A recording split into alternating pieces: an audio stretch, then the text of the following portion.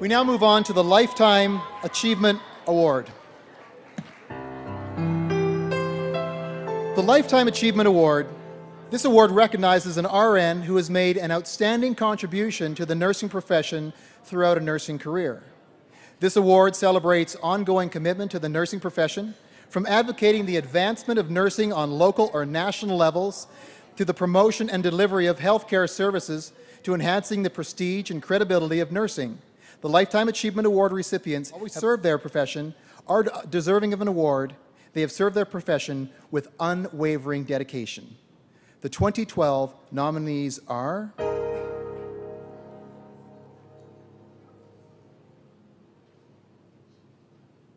Carol Barr, AHS Seniors Health Strategy Unit; Jane Simington, Taking Flight International Corporation; Leslie Barker, Healthy Communities; Ruth Grant Kalisachuk, University of Lethbridge, Faculty of Nursing. Madam President, are you ready? I am ready. Ladies and gentlemen, it is my privilege to present the 2012 Lifetime Achievement Award to Jane Simington, Taking Flight International Corporation.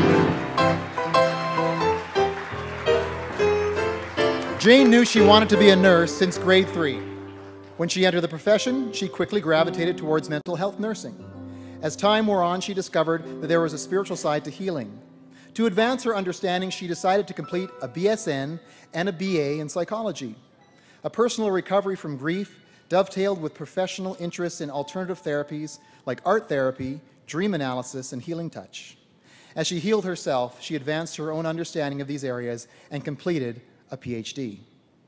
In the early 1990s, Jane entered academia, working as a faculty member at several universities, including the University of Alberta. In 2003, she incorporated her company, Taking Flight International, which has been a side project up until this point. Now, she is a renowned grief and trauma expert who has touched thousands of lives around the world. In addition to creating self-help resources, Jane offers guidance to healthcare workers treating people with trauma and grief issues. She's often called upon to give keynote talks where she discusses her concept of soul pain and the spiritual void that underpins trauma.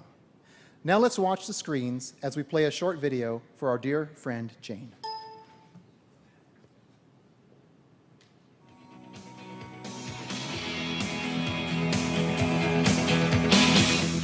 When I think of Jane, I think about courage and passion to step outside the box, to look for what people need for healing that isn't always readily available out in our world. I would describe Jane as enthusiastic, honest, caring, adventurous, and courageous, and most of all, just full of integrity. Well, I think she's a beautiful person, inside and out. I would describe Jane as a visionary, a leader, an educator. She's passionate, she's compassionate, she's a woman who thinks outside the box, she's spiritual, and she's intuitive. Jane deserves this award because she has demonstrated to herself and others that nursing involves lifelong learning. She's never stopped learning when she's tried to find new ways to help people to live lives that are healthy after something very tragic has happened in their lives. I think one of the great things that a lot of people don't grasp is that one of the tribes of Canadian Indians gave her an eagle feather. Well, that's a real tribute to someone when they do that. And that's just an example of something where she achieved greatly, but didn't say much about it, but she would treasure that eagle feather forever. She has broken through new territory. She's not afraid of going into places where nurses haven't been before. She heals souls, and that's different. And it all ventures back to when she lost her son. She was able to take that tragedy and turn it into something where she felt she could help other people, not have to search for so long to find the healing that she can now teach them how to get.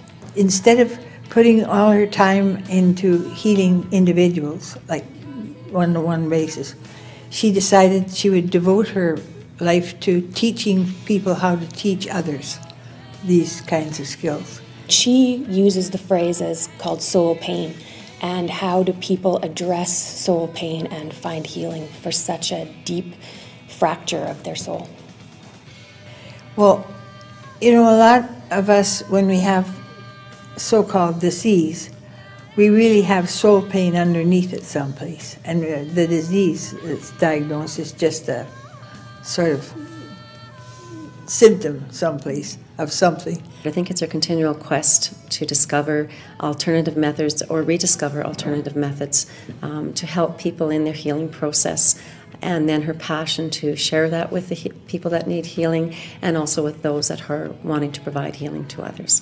I've seen it happen again and again, that she's grown and grown and grown magnificently. And I mean, she's got the feds wanting to get her at every turn because of her great work, for example, with imprisoned women. She really changed the lives of many, many of those women. And it's all kind of what I call stellar avant-garde. She's ahead of everybody else, I think. I just want to say I'm very proud of you. It's a very deserving award. You have spent your life giving to others, and it's wonderful to be recognized by your colleagues, and I say congratulations to you, well deserved. So Jane, I'd like to congratulate you this evening on receiving the Lifetime Achievement Award that you so richly deserve. And I'd also like to thank you for being an inspiration in my life in the area of health, healing, wholeness, and spirituality, in helping all the people that we journey with towards healing. I want to say, Jane, that you have my heart and my mind and my ongoing commitment to all that you do to help others. I just want to say thank you for being who you are, and thank you for pursuing in your life and in your career to find your place in the world and to find your place in helping people through nursing. You deserve this honor. I know that the road hasn't always been straight. There have been many twists and turns, but you've pursued and you deserve this honor, and I am happy to be here to share that with you.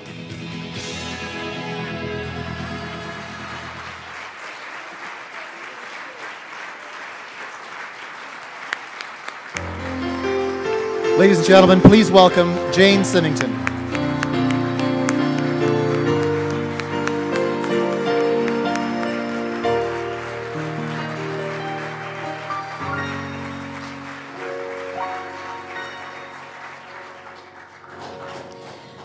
I'm deeply touched to receive this prestigious award. When I was 9 years old, I watched my oldest sister graduate from nursing school, and I knew in that moment that I would be a nurse. My career has actually spanned from emergency room to palliative care to nursing management, nursing education, and even the boardroom.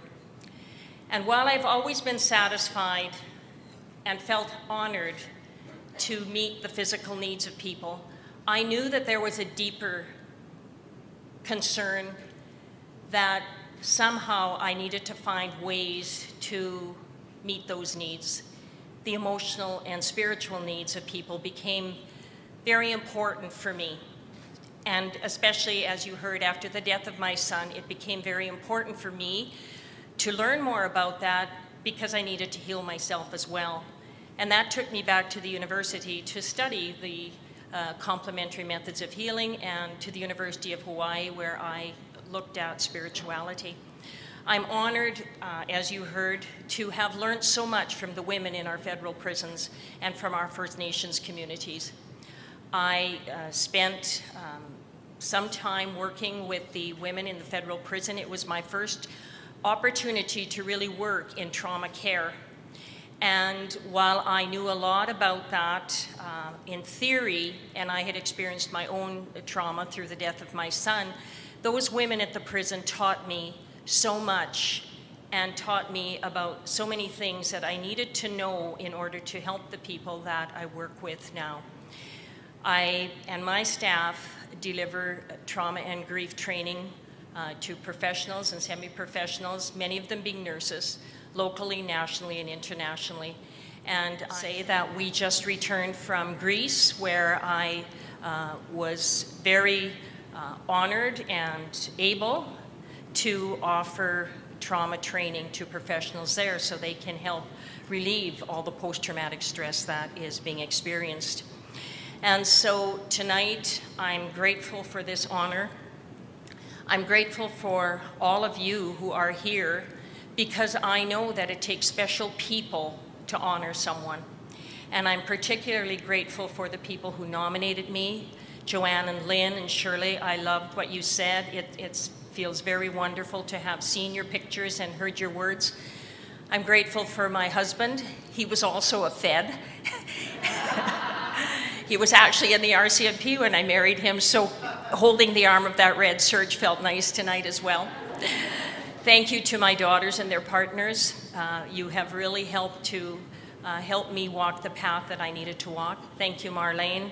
Marlene is on my staff. She accompanied me to many places. And I want to thank especially the people who took all of the time to nominate me. I'm very grateful to all of you. Thank you so much.